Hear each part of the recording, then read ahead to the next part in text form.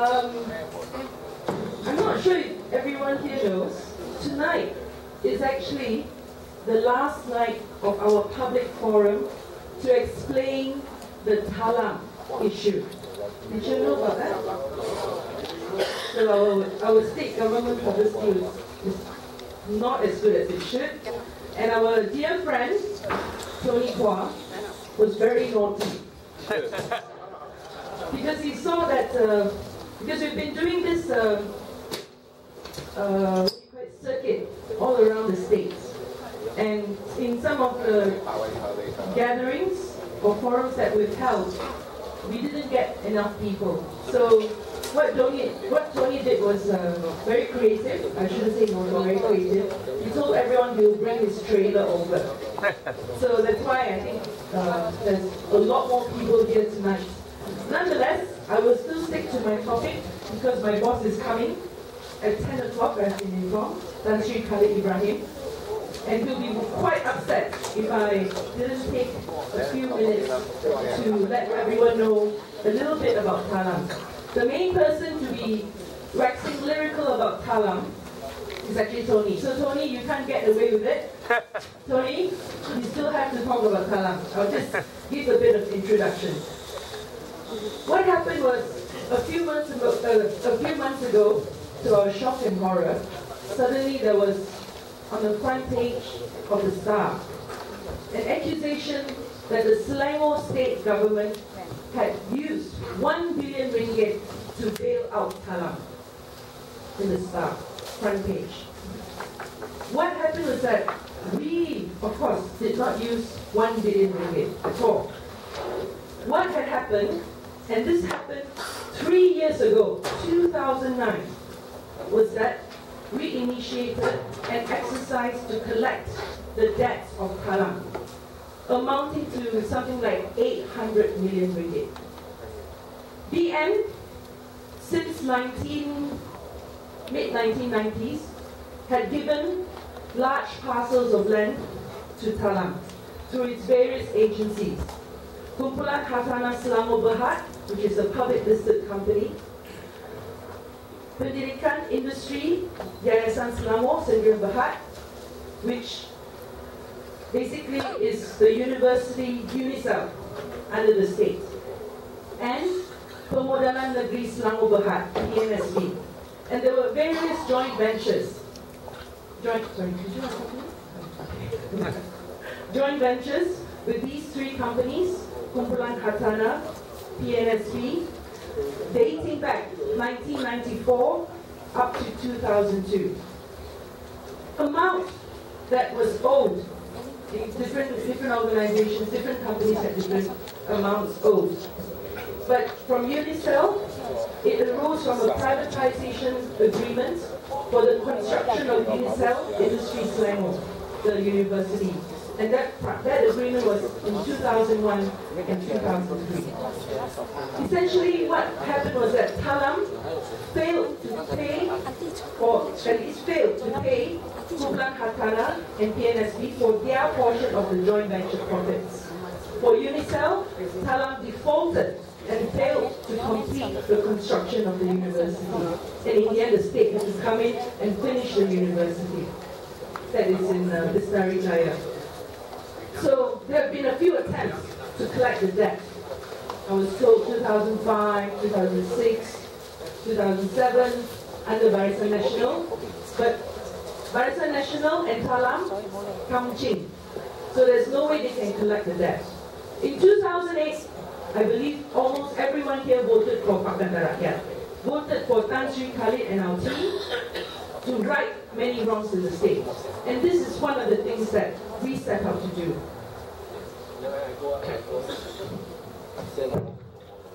What we've done, to summarize it, is that instead of collecting it company by company, as I mentioned, we have 3 different companies, we consolidated the debts, put it under what is known as the Global Settlement Agreement under Menteri Besar Incorporated, and with that methodology, we thought that it was a better way to collect the debt. And in 2009, this issue was brought up in the Selangor State Assembly. It was approved by the State Assembly, hardly any whimper from Barisan Nasional, because they do not know how to read accounts, they only know how to spend money, our money.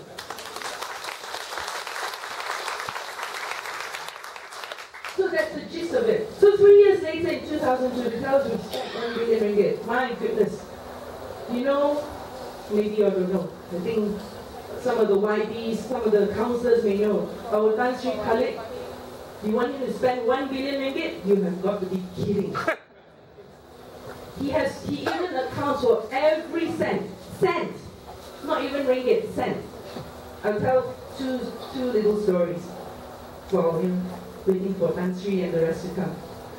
Many years ago, okay, not too long, 5 years ago in 2007, Tan Sri Khalid was running for the seat of Egypt. There was a by-election. And one of my staff did some errands for him during the by-election. And part of the deal was that, you know, of course for campaigners, if you run around to deliver this and do this and do that, you get to claim for petrol. So my staff was one of them. He went to Tan Sri Khalid, he had filled his motorbike with petrol, and the bill was 9 ringgit 90 cents. So Tan Sri Khalid gave him 10 ringgit. And just as my young staff was about to walk away, Tan Sri Khalid said, "Mana tukar? Change. 10 cents." Okay. So I think that's the way we should look at public finances. So when this thing happened, you know, when the news said, oh, 1 billion, so on and so forth, this is, of course, it's hearsay. I heard it from some reporters. It was quite funny. Son of Chua Soi Lek. It's good. I can't remember his name. I'm getting really old. Talam. Had a press conference, shouted to all the media, 1 billion ringgit. He said a lot of technical things. The media, of course, had no clue what's going on. So they went upstairs to look for his dad, Chua Soi Lek, and asked, "What is this, sir? We have no idea what your son was talking about." Then Chua Soi Lek summoned his son. Hearsay, yeah? I'm just telling, sorry, I heard from the media. Summoned his son upstairs to meet the media. Immediately, the figure dropped. It's less than 2 hours. Dropped to 500 million ringgit. We pressed them all. Oh, we wallop that lah. Suddenly, it dropped to 300 ringgit. 300 million. And then as it went on and on, of course, they changed the goalposts. They talked about this and that. They said that, oh, you know, we have acquired as a compensation forest reserve land. And then they showed a photo of a buffalo. I said, my goodness, this is the first forest reserve in the world that I've seen a buffalo. Definitely not in Malaysia, but somehow the picture came out. So anyway, I mean, there are many anecdotes. But essentially, what has happened is that we collected the debts that is owed by Talam. And there's not just 392 million worth, but there are also other debts that we've collected all this while, including 50 million ringgit in cash, which we use for microcredit schemes for rural poor communities for the past 2 years. That's 50 million ringgit cash. There's also other amounts which I'll let Tony handle. Where is he? He's run off. So anyway, Tony knows how to read this better than me. I don't think I can do any justice if I try to pretend that I know much about accounts. I only know how to plant trees and save forests. So that's the truth. So have never been good at accounts. But I'd like to take this opportunity, since all of you are here, to say, maybe say something else, now that I've done my duty, which is to introduce a bit about Talam. Please tell Andy when he walks in I've done it. It's to, of course, I mean, this is election time. The general elections will be called at any moment, but it won't be this month, don't worry. Najib is still very scared, we all know that.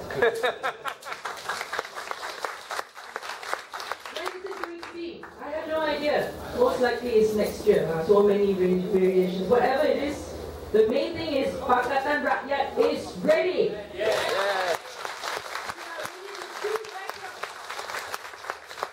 We've been ready since last year. Nazri Aziz told us elections will be in July 2011. So all of us run like chickens, headless chickens, preparing all the t-shirts, all stacked up, all the flags, everything done. No elections. Elections will be in November 2011. We're all running around, same thing. Maybe it'll be in December. So I told everyone, okay, you'll go completely and stay back Christmas. Don't worry, I will be here. And nothing happened. And we've been waiting and waiting and waiting. The people have made their choice. It is no point waiting now. Is that right? Yes. We just want to vote, but we want to vote in a free and fair election. There's so many things that are happening that we can't even keep revealing in every press conference. There's so many. My constituency boundaries have somehow changed. Somehow, I've gotten some voters from Tony Pua's constituency, Dr. Chia's constituency, which is great for me. Thank you very much, More here, more middle class, liberals come my way. But the fact is that they are not supposed to do it. I've got about 4,000 voters.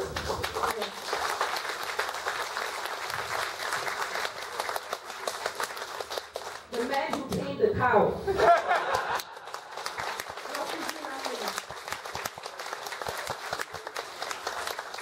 Sorry, you sit tight there. I just started. The point is, in my constituency, there are 4,000 voters that we were not able to find. Maybe they went to work, maybe they went on holiday, we don't know, but we spent 3 months looking for them, we couldn't find them. That's only in Dun, Bukit Nanjan. Dun, Kota Damansara, they have about 3,000 voters that they cannot find. Dun, Baya Jaras, all these 3 state assembly seats constitute the Parliament of Subang, where Sivarasa Rasia, the lawyer, is currently the member of Parliament. Dun Paya Jaras, another 3,000. You add it up, almost 10,000 voters that we cannot find. Well, hopefully they move somewhere, they really exist. We're not sure. But nonetheless, we still have to continue to look for them. So that is the kind of struggle or problems that we have with the electoral roll. That's why I said we can win. We can win, but if the rolls are dirty, if they employ dirty tactics before and during elections, then I'm not sure of the outcome of the elections. This is where we need all your help. We need everyone here to register to be polling agents. We need everyone here to help count. I was in Sarawak for the state elections, and that's where they cheat. When they are counting at the polling centers. They have now changed the law. We didn't even know they changed the law. They changed the law whereby whatever has been counted at the polling center is final. We cannot, there's no way we can dispute the numbers that come up from it.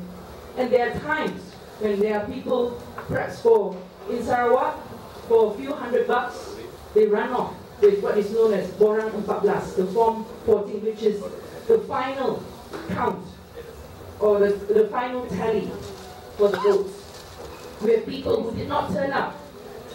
Maybe they turn up later, but it's already too late. They've probably stuffed half the box already. So we need people here, not just to sit here, listen. I mean, you can go to YouTube, you can listen to all of us, Rafizi, Dato' Janwa, Kit Siang, Tony, but we need people to safeguard the ballot box, to safeguard democracy, to safeguard these elections, and to save Malaysia. Can you do it? This is the time. This is the time when men and women will rise up and save this country. I'm sure who is our young friend, Ms. Yo, she was talking about corruption. Corruption, debts. Everyone here, including your child, if you're a young mother, your baby, each and every Malaysian today owes 18,000 ringgit. 18,000 ringgit. Our national debt is more than 500 billion ringgit. And for them, it's sub-sub-sub, no problem. This is why they don't care. They're putting up all the traffic, AES and things like that. We have no problems. We want people to stop speeding, yes. Except for my driver, he likes to speed. That's beside the point. Okay? But we ask why. It's the collection and their enforcement given to private companies. Why is it cameras? Why are cameras hidden behind some bushes on some bridge? Who is collecting the money? Who is benefiting? It's not the rakyat. They don't even tell us where is the camera. You can go anywhere else. Developed countries. There are always signs that say you are approaching a danger zone. There is a camera coming up. Please slow down. Is that right? In Australia. So what kind of system is that? AES. Automatic earning system. It's just AES. I'll let Rafizi tell you more about the cows. Cow expert. But that is just a drop in the ocean. Each and every day, they are still acting with impunity. In Sabah, in Sarawak, in all the states, helped by Barisan Nasional, except those helped by PR. There, they can't do what they normally do. Which is why Najib has said it very clearly, by hook or by crook, they will get Selangor. But I believe the people of Selangor will say no to Najib. Is that right? Yeah!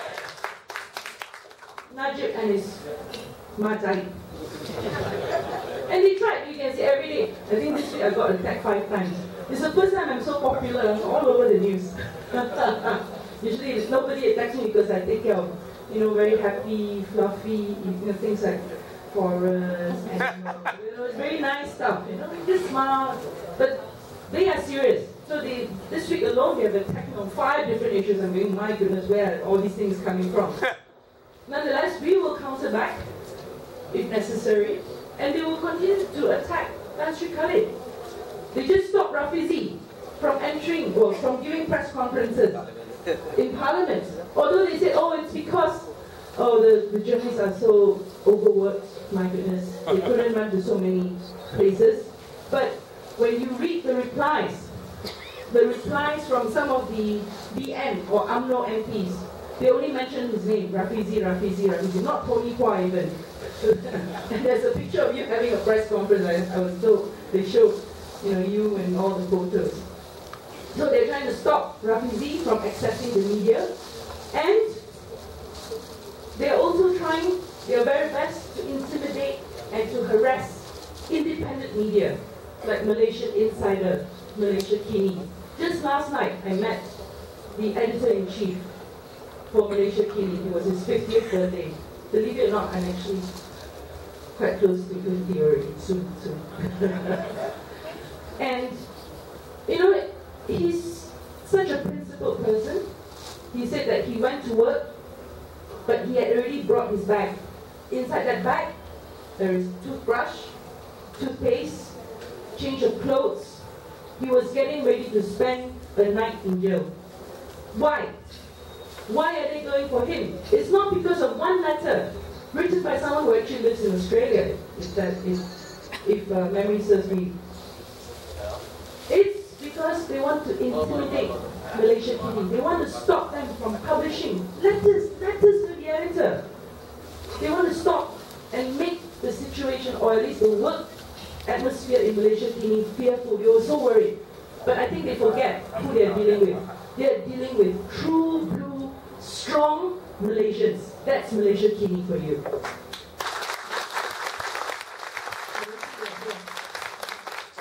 I'm not paid to say that. My subscription I still have to pay.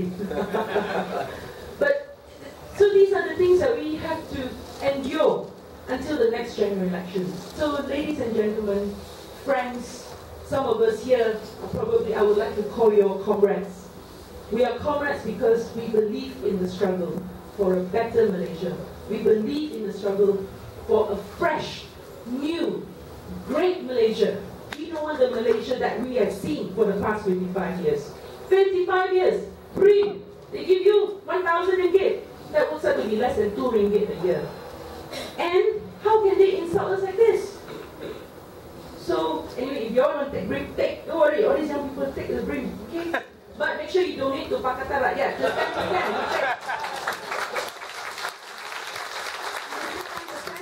Because we need funds as well. They've got not millions. They've got hundreds of millions ready to be deployed. You can ask Rafizi how hard it is to raise money. You know, we have fundraising dinners. We just launched, PKR just launched a new campaign website, fundraising website, www.demi.my. Please write down. Jangan selalu ubah-ubah dia. demi.my. Please go there. Please view the message that is given by Datuk Sri Anwar Ibrahim. That encapsulates what we are fighting for, what we stand for as PKR and as Pakatan Rakyat. And there's a little box that says, please contribute. 10 ringgit, believe it or not, can feed one campaign worker a day. 50 ringgit, we can put out more flags out. 100 ringgit, we can print thousands of leaflets to educate the people, not just in Selangor, but around the country. 500 ringgit, so much more. Of course, you can give more, okay? to all of us. So I'll stop at this point.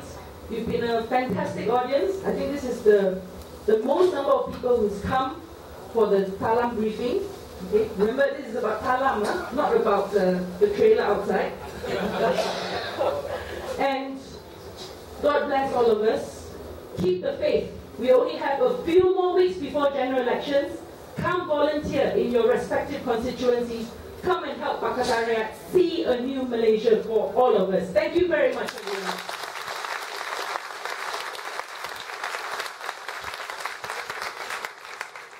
Wasn't that inspiring? Aren't you inspired now that innovative is on its way to change? I think, ladies and gentlemen, you know that our next speaker is no stranger to you. He's known maybe as the expose man to you, yeah? So, can you help me welcome to the stage the PKR Director for Strategies.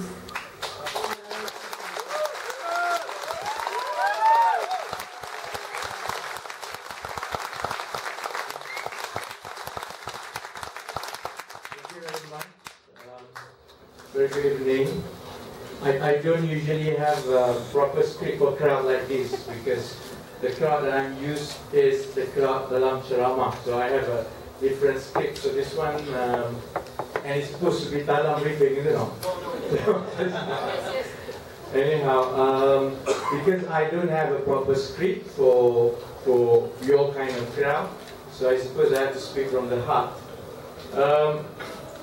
Talking about BRIM, I am qualified for BRIM, so don't worry, I will go and collect my BRIM and give to Pakatan Rakyat.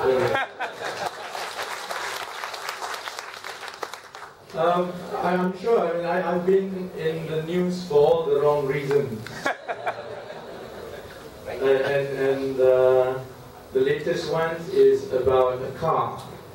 I've been talking about car prices for quite a while, because, as you all know, I think that's a kind of malaise and problem in our country.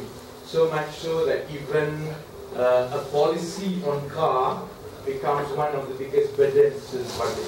Because nowhere in the world that a government tax nearly 100% for a person to buy a car, only in Malaysia. And I've traveled around 34 countries, looking after the tax systems in 34 countries when I was in Petronas, evaluating every country's tax system. And I have never encountered a single country that levy almost 100% tax in Malaysia on a car. But of course, the latest problem, my problem with the car has got nothing to do with car prices. It's about a very expensive car. It's about a black car by the plate registration number WNX 9776. That I can remember in my dream for the last 1 month. Because I've been tailing the car for the last 1 month. It all started almost 4 years ago, actually. To be precise, August 2008, when we were campaigning for Datuk Sri Anwar's return to Parliament during Perkhidmatan Paus by-election. Little story, all the way in Hong Kong. about a Malaysian by the name of Micheal Chia, who was apprehended with 16 million Singapore dollar in a luggage. I think if you are accustomed to traveling around the world, it's common sense that if you carry a certain amount of cash, you would have to declare, partly because of currency control in certain countries, but most importantly because of money laundering and terrorism financing. You would have to actually justify where you get the money, where the money was going, and the source of the money. So it was a normal process. When Micheal Chia was apprehended in Hong Kong in August 2008, obviously the authorities over there would like to know how somebody like Micheal Chia, and if you see Micheal Chia, he doesn't look like a millionaire at all. I'm sure I can present as, I think you believe me if I say a millionaire, but not myself. So I don't blame the Hong Kong authorities. You tengok this flimsy, kurus punya orang, carry a luggage of 16 million Sing dollar. So obviously he was apprehended and he had to justify. After certain interrogation, we were told he finally disclosed that the money was not his. The money was supposed to be for Datuk Seri Musa Aman, the Chief Minister of Sabah. Nothing happened. It was hush-hush. It was just a small print of an online newspaper in Hong Kong. Obviously, it found its way in Malaysia, and Pakatan Rakyat MPs have been asking in Parliament ever since August 2008. What happened to the investigation into Micheal Chia's 16 million Sing dollar that was meant for Musa Aman? 2008 passed, 2009 passed, and then 2010 and 2011, I was holding the brief because that's how we work in BKR. We gave people brief, certain issues to look after. YBLE got the easy ones, he got fluffy animals and stuff like that. I got cows. So, apart from cows, I also got Micheal Chia and Musa Aman and all these ministers to take. So we were looking and we were following the issue and following up status of investigation almost every parliamentary session. There will be one question from PKR MP asking what was the status of the investigation. Nothing happened, not even a squeak for 4 years. And suddenly, here comes the hero by the name of Nazri Aziz. He always would like to be a hero in anything. Dulu masa Prime Minister, masa Tun Mahathir was Prime Minister, he was hero at whacking everyone else who was against Mahathir. When Mahathir left, and Mahathir had a foul mood dengan Tun Abdullah Badawi, he was a hero for Abdullah Badawi, he whacked Mahathir. And that was his role in UMNO Barisan Nasional. He was a hero. So much so, I think his head swelled really big after a while. Because he thought that he survived everything. So after 4 years, with no news whatsoever on Micheal Chia and Musa Aman, suddenly our hero came out of nowhere about 3 weeks ago and announced in Parliament, in an answer to Tian Chua's question, that after an investigation carried out by ICAC, not by SPRM, he said that ICAC had investigated, and from the investigation found out that the 40 million ringgit Malaysia equivalent of cash was actually a donation to UMNO. Is it YBLE said about fundraising? You know how hard it is to get 20,000? I had to smile and shake hands with about 2,000 people. And do you know how tiring it is to smile to 2,000 people? Not easy, UMNO got 40 million ringgit supposedly from one donation, and Nazri Aziz went to Parliament and announced there was nothing wrong with it. UMNO is a good party, so therefore that's why people want to donate to UMNO. And then he said because the donation was legal, there was nothing wrong giving 40 million worth of money to UMNO. Therefore, ICAC had cleared Micheal Chia and Musa Aman from any allegations of corruption and wrongdoing. Now he went smiling over one whole day. He thought that again our hero has come to the fore and saved UMNO Barisan Nasional. Little that he knew, there was some cowboy somewhere following every single statement on Micheal Chia and Musa Aman. After 4 years of no news, suddenly we had one small development, and that development came from the most unlikely person, that was Nazri Aziz. So obviously any inquisitive mind would say something must have happened. It is not possible that out of nowhere Nazri Aziz came and cleared Musa Aman and Micheal Chia without anything. If you know UMNO, you help me, I help you. That's how UMNO works. If you know UMNO, Nazri Aziz wouldn't have said anything without getting something in for that. So of course, you know, when you know and you had doubts that something could have happened, the first thing that you need to do, and I'm telling you how to be a private investigator. If you have doubts and you think that something had happened, nowadays the first thing that you should do, you should go and Google. You know, you Google, after a few runs of Googles, we realize that there's a lot of rumors about Micheal Chia and Nazri Aziz's son and Nazri Aziz. About how close Nazri Aziz's son, one by the name of Nedim, with Micheal Chia. About how this one particular young boy living a lifestyle of billionaire and having access to so many sports cars, one of which was rumored to belong to Micheal Chia. Right. But that's how I follow any leads. The same way with Shahrizad Jalil. Of course, UMNO and Barisan Nasional alleged that we had the help of the Jews and the CIA. It was not hard at all. You know, how did we trail and discover Shahrizad Jalil's condominiums in Singapore? We checked her Facebook.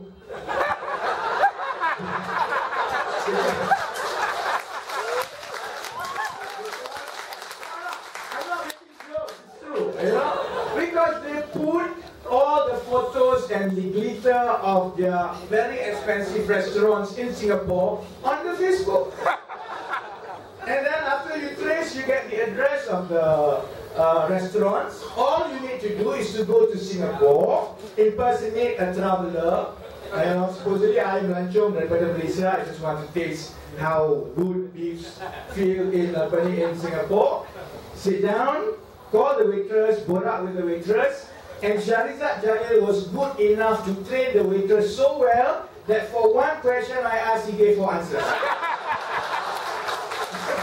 But I don't know, that's how we discover the condominium in Singapore. So likewise, that's exactly what we did with the Hummer. You know, you went to internet, you sort of know that in Malaysia, when there are strong rumors about something, it must be true. The rumors must be true. So my job was only to find evidence to substantiate the rumor. So I needed 2 things. I needed evidence that the car belonged to Micheal Chia.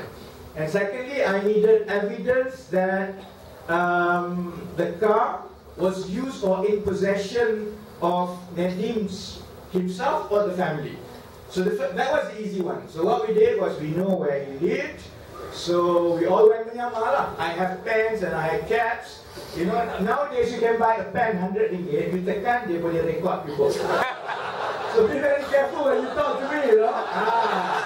You never know what I was recording.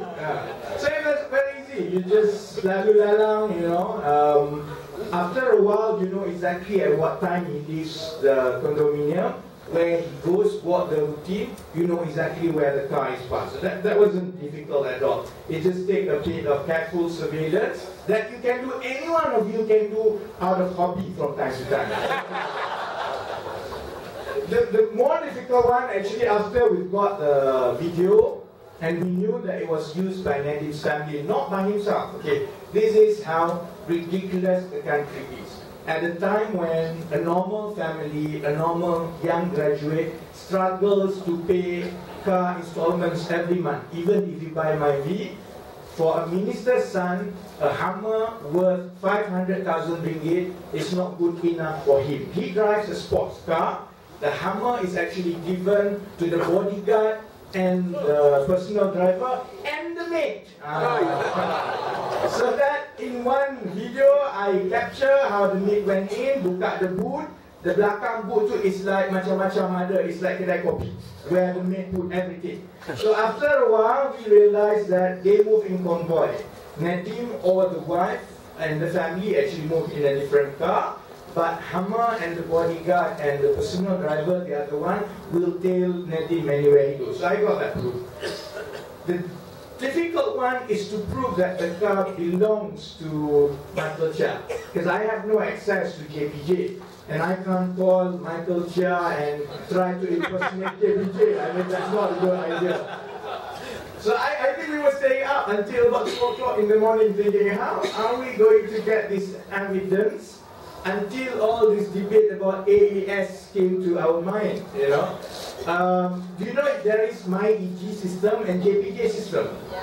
So we were trying our luck. All you needed was 2 pieces of information. You needed the IC number, and it's not difficult to get Micheal Chia's IC number. He's under all sorts of investigation. We can just Google all that's easy. And we had the car registration, so all you needed to do was to go to JPJ and MyEG, enter the car registration number and IC and voila, you have, luckily, Micheal Chia forgot to pay one summon in March 2011. So, you know, an advice as well, if you get summoned, if you have something to hide, make sure you buy out all your summons. And from there, my friend, I mean, that's how the story turned out. From there, I think Nazri was caught off guard. Finally, I think there was a strong proof that, I don't know, he denies it. To him, there is nothing wrong that while he, in his position as a minister responsible for law enforcement in this country and a de facto law minister, to him there is nothing wrong for him to go to parliament and declare that so and so is cleared from corruption investigation, when at the same time his family through the son actually benefit financially from the accused. He said there is nothing wrong with it because I don't sleep with my son, I don't know what my son does. You know, even in the heat of the moment, our hero can still become a hero. He still wants to become a hero. He compared himself to Shahrizad Jalil, and he said that my case is not the same as Shahrizad Jalil, because Shahrizad Jalil, she slept with the husband. She must know what the husband does. That's the logic. Only in UMNO National. Anyhow, the real issue is, it's just one case. Nazri Aziz is just one case. I'm sure if all of you adopt a similar hobby that I have, which is to stalk minister, you will find not just Hummer, you will find Ferrari, Porsche, everything. You will see how the kind of lifestyle they have every day at the expense of the public. You will see how, as YBN said, they live with impunity. Corruption is nothing to them. Whatever is happening down there, they are totally detached from the reality on the ground, that when we complain that the prices of goods, daily goods are expensive, they say that kalau you tak cukup duit, you jangan makan lah. That's how UMNO Barisan Nasional is. That's why it's almost about 20 minutes, right? Okay, I have to rush to another trauma. That's why, my friend, I think a lot of people ask why nowadays more and more you see younger people leave our comfort zone and come forward. I don't plan to be in politics, I got cheated. I came in because I thought that I was joining state Selangor as a civil servant. I wanted to do that. But once you are in Pakatan Rakyat government, once you understand what they are trying to do, and once you know the kind of attacks and pressure and sabotage that they were facing, even people like me, although I never had intention to be in politics in the first place, it is an obligation to come and join and defend what they are trying to do. A lot of people ask, why is it that nowadays you see people getting bolder and bolder? In my case, it's very simple because half of my feet is already in prison. So, you know, a very dangerous thing that Barisan Nasional forgets is that when you push somebody up against the wall that he has nothing to lose, then he has nothing to lose. I mean, if you are facing a 400 million suit and then a 3-year jail sentence, I mean, getting chased out of parliament and not being able to do press release in parliament is a small thing. I will do it under pokok bawah parliament.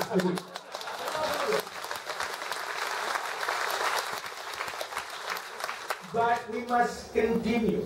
This is our best chance, and we go in and out of Sabah, of Sarawak and Johor almost every week.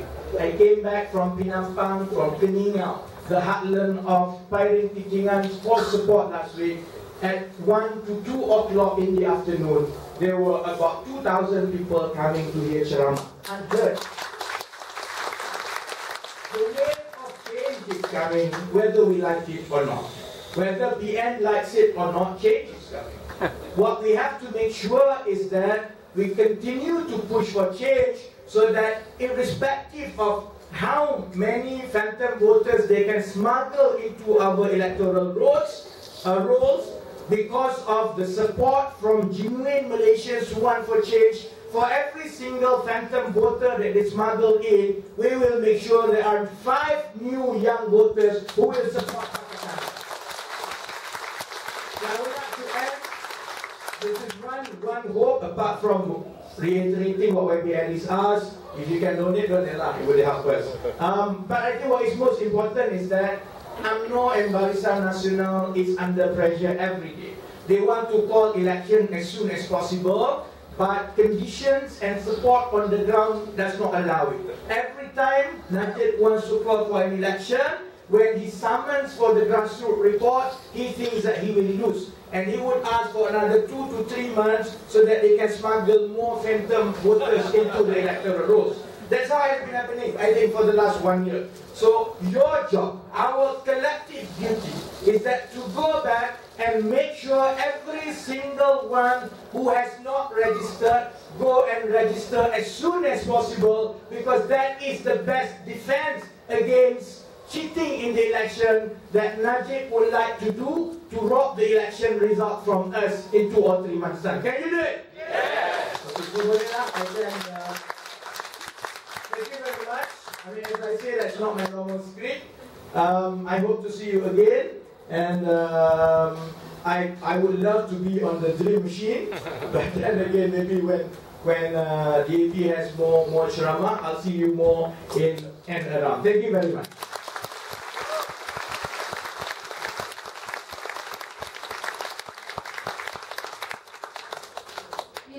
Rafizi just said that he would like to be on the dream machine, and he won't have this opportunity because he has to go now. But all of you will have the opportunity now to hear from the dream machine because the rain has stopped. Yeah. Thank you for being super and squeezing in this small space. But if you will make your way out to the dream machine, and we will continue from there. Let's go to the dream machine. Yes.